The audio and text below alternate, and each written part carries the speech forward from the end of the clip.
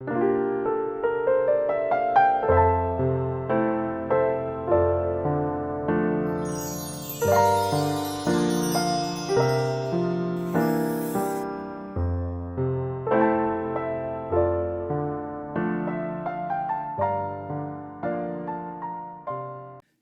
18장 16절에서 33절까지 말씀을 교독합니다. 그 사람들이 거기서 일어나서 소돔으로 향하고 아브라함은 그들을 전송하러 함께 나가니라. 여호와께서 이르시되 내가 하려는 것을 아브라함에게 숨기겠느냐. 아브라함은 강대한 나라가 되고 천하 만민은 그로 말미암아 복을 받게 될 것이 아니냐. 내가 그로 그 자식과 건속에게 명하여 여호와의 도를 지켜 의와 공도를 행하게 하려고 그를 택하였나니 이는 나 여호와가 아브라함에게 대하여 말한 일을 이루려 함이니라. 여호와께서 또 이르시되 소돔과 고모라에 대한 부르짖음이 크고 그 죄악이 심히 무거우니 내가 이제 내려가서 그 모든 행한 것이 과연 내게 들린 부르짖음과 같은지 그렇지 않은지 내가 보고 알려 하노라. 그 사람들이 거기서 떠나 소돔으로 향하여 가고 아브라함은 여호와 앞에 그대로 섰더니 아브라함이 가까이 나아가 이르되 주께서 의인을 악인과 함께 멸하려 하시나이까. 그 성 중에 의인 50명이 있을지라도 주께서 그곳을 멸하시고 그 50 의인을 위하여 용서하지 아니하시리이까. 주께서 이같이 하사 의인을 악인과 함께 죽이심은 부당하오며 의인과 악인을 같이 하심도 부당하니이다. 세상을 심판하시는 이가 정의를 행하실 것이 아니니까. 여호와께서 이르시되 내가 만일 소돔 성읍 가운데에서 의인 50명을 찾으면 그들을 위하여 온 지역을 용서하리라. 아브라함이 대답하여 이르되 나는 티끌이나 재와 같사오나 감히 주께 아뢰나이다. 50 의인 중에 5명이 부족하다면 그 5명이 부족함으로 말미암아 온 성읍을 멸하시리까. 이르시되 내가 거기서 45명을 찾으면 멸하지 아니하리라. 아브라함이 또 아뢰어 이르되 거기서 40명을 찾으시면 어찌하려 하시나이까. 이르시되 40명으로 말미암아 멸하지 아니하리라. 아브라함이 이르되 내 주여 노하지 마시옵고 말씀하게 하옵소서. 거기서 30명을 찾으시면 어찌하려 하시나이까. 이르시되 내가 거기서 30명을 찾으면 그리하지 아니하리라. 아브라함이 또 이르되 내가 감히 내 주께 아뢰나이다. 거기서 20명을 찾으시면 어찌하려 하시나이까. 이르시되 내가 20명으로 말미암아 그리하지 아니하리라. 아브라함이 또 이르되 주는 노하지 마옵소서. 내가 이번만 더 아뢰리이다. 거기서 10명을 찾으시면 어찌하려 하시나이까. 이르시되 내가 10명으로 말미암아 멸하지 아니하리라.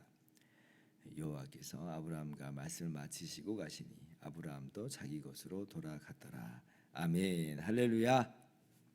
하나님의 크신 은혜와 평강이 오늘도 변함없이 여러분 가운데 가득 넘치기를 주님의 이름으로 축원합니다. 어제도 말씀드렸던 것처럼 하나님께서 아브라함에게 찾아오셨습니다. 왜 오셨는가? 두 가지 이유가 있다라고 말씀을 드렸어요. 하나는 아브라함을 향해서 이제 이삭의 출생을 다시 한번 예고하여 주신다. 그렇게 하여서 사라의 연약한 믿음을 일으켜 세워주시기 위해서 오셨다. 어저께 말씀을 드렸어요. 그리고 오늘 말씀을 보니까 소돔과 고모라에 대해서 심판하실 것임을 예고 이렇게 하여 주시는 거죠. 알려주시고자 아브라함에게 찾아오셨다라고 하는 겁니다. 저는 그럼 좀 궁금한 게 하나 있죠. 왜 아브라함에게 이 소돔과 고모라 이야기를 하시는가? 뭐 우리가 단순하게 생각하면 소돔과 고모라에 아브라함의 조카 롯이 있잖아요 라고 이제 대답을 우리가 할 수 있을 거예요. 네, 맞아요.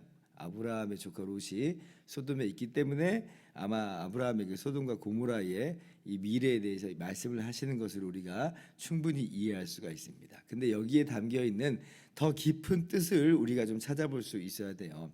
왜 아브라함에게 소돔과 고모라의 멸망에 대해서, 심판에 대해서 말씀하시는가라고 할 때에 첫째로 하나님께서는 하나님의 공의로우심을 아브라함에게 분명히 교훈하여 주시는 거죠.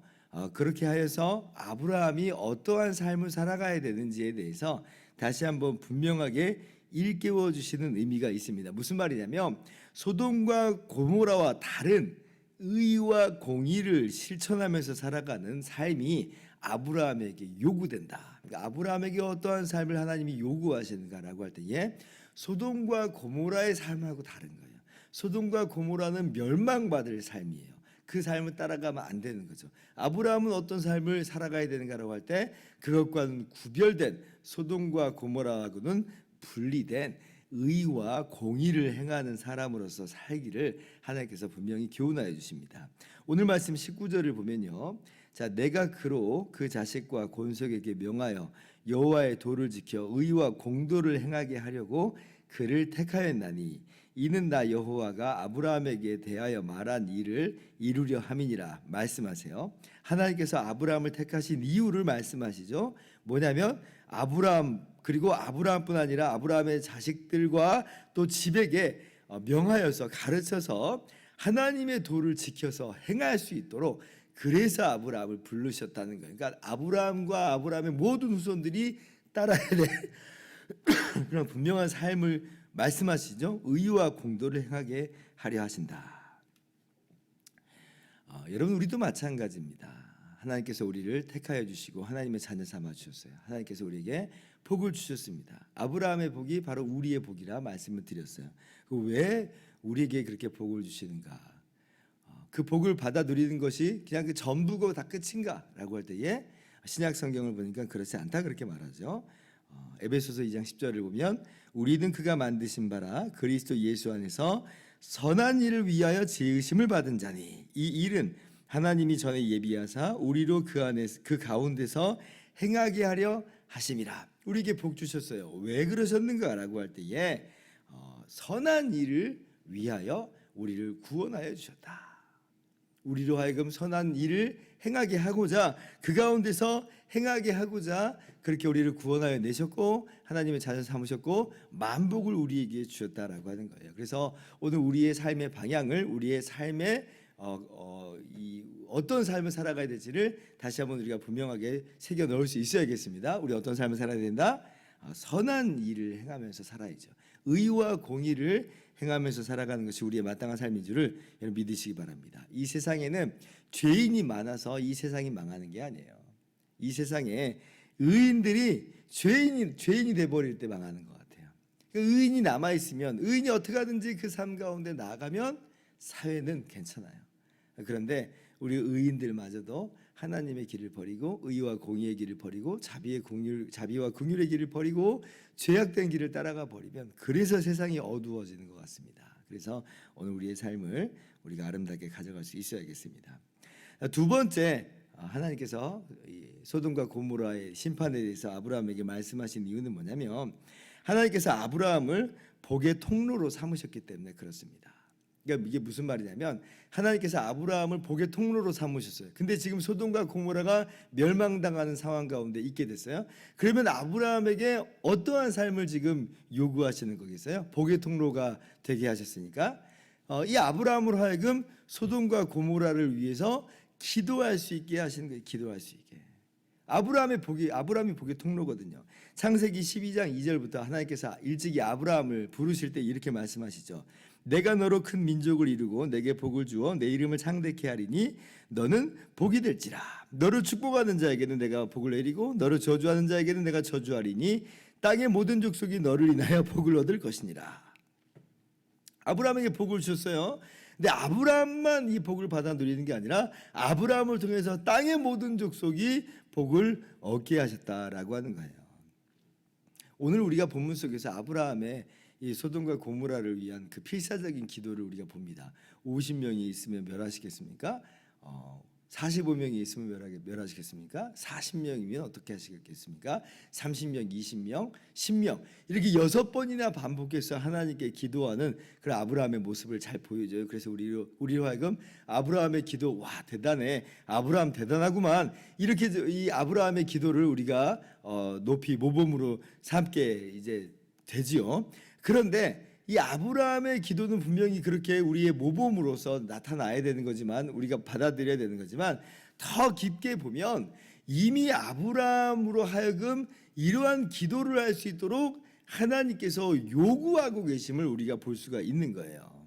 그러니까 아브라함이 훌륭해서 이렇게 기도하는 게 아니라 하나님의 그 마음을 아브라함이 어떻게 보면 읽었다라고 볼 수가 있는 거죠. 하나님께서 아브라함에게 이 기도를 요청하고 있다라고 합니다. 우리도 그러잖아요. 남편이 배고파. 그러면 이게 무슨 말이에요? 밥 차려줘. 이런 말로 우리가 알아듣잖아요. 여자친구가 예를 들면 오늘 날씨 너무 좋다. 그러면 놀러 가자라고 하는 말로 우리가 알아듣는 거죠. 마찬가지예요. 18절 보세요. 아브라함은 강대한 나라가 되고 천하 만민은 그를 인하여 복을 받게 될 것이 아니냐 이렇게 말씀하세요. 이게 무슨 말이에요? 그러니까 아브라함이 복의 통로니까 지금 이 소돔과 고모라를 이 멸망을 두고 아브라함은 복을 받았으니까 뭐 나랑은 상관없어 이렇게 되라고 지금 말씀하신 게 아니고 아브라함이 복을 받을 것이 아니냐, 아브라함을 통해서 복을 받게 될 것이 아니냐 하셨으니 아브라함 그러면 천하 만국이 나를 통해서 복을 받는 거니까 내가 소돔과 고모라를 위해서 기도해야 되겠구나 라고 하는 그런 답이 나오게끔 하나님께서 하시는 거죠. 정말 하나님이 얼마나 자비로우신지를 우리가 아브라함의 기도 속에서 그 이전에 볼 수 있어야 돼요. 정말 보세요. 아브라함의 6번의 기도도 대단하지만 그걸 참으시면서 어떻게 보면 계속 들어주시는 하나님의 모습을 보세요. 어떻게 보면 아브라함의 기도가 너무 발칙하게 생각되지 않겠어요? 내가 하겠다는데 네가 왜 뭐 이렇게 6번이나 이야기하는 거야? 라고 기분 나빠할 수 있겠잖아요. 그런데 하나님은 전혀 기분 안 나빠하세요. 전혀 짜증 안 내시는 거예요. 왜 그래요? 하나님의 뜻이기 때문에 그래요. 하나님의 뜻이기 때문에. 하나님의 마음입니다. 하나님의 자비를 아브라함에게 잘 보여주고 있는 거죠. 에스겔 18장 23절 보면 주 여호와의 말씀이니라 내가 어찌 악인에 죽는 것을 조금인들 기뻐하랴 그가 돌이켜 그 길에서 떠나서 하는 것을 어찌 기뻐하지 아니하겠느냐. 하나님께서는 자비의 하나님이에요. 하나님은 긍휼의 하나님이에요. 죄로 말미암아 공의의 심판을 하시지만 또한 그를 향해서 자비를 보여주세요. 그가 회개하고 돌아올 때는 항상 받아들여 주시는 자비 하나님이에요. 그 자비 하나님께서 소돔과 고모라의 심판을 앞두고 아브라함에게 기도를 요청하고 있습니다. 그리고 그 기도의 응답으로 말미암아 롯이 그래도 다 멸망받는 가운데 구원받는 그런 일이 있게 되잖아요. 오늘날 우리에게도 마찬가지예요. 우리가 하나님의 자녀가 되어서 우리가 복받았다고 그래서 우리 그냥 끝났다. 다른 사람들이 죽든지 말든지 하나님께서 우리에게 그걸 요구하시지 않는단 말이죠. 우리를 구원하셨어요. 복의 통로가 되게 하셨어요. 그런 말미암아 이 죽어가는 이 세상 속에서 기도하게 하시는 거예요. 사랑하는 우리의 가족들, 우리의 친구들, 우리의 동료들을 구원하여 달라고 기도하라는 거죠. 나라를 위해서 민족을 위해서 이 나라를 불쌍히 여겨달라고 기도하라고 우리를 부르셨다라고 하시는 것입니다. 그러므로 하나님의 자비의 그 모습을 우리가 분명하게 발견합니다. 그러므로 우리가 하나님에게 자비하심을 따라서 그 선하심을 따라서 오늘도 우리의 주변에 있는 형제와 자매를 위해서 기도하기를 멈추지 않는 저와 여러분 모두 되기를 주님의 이름으로 축원합니다. 기도하겠습니다.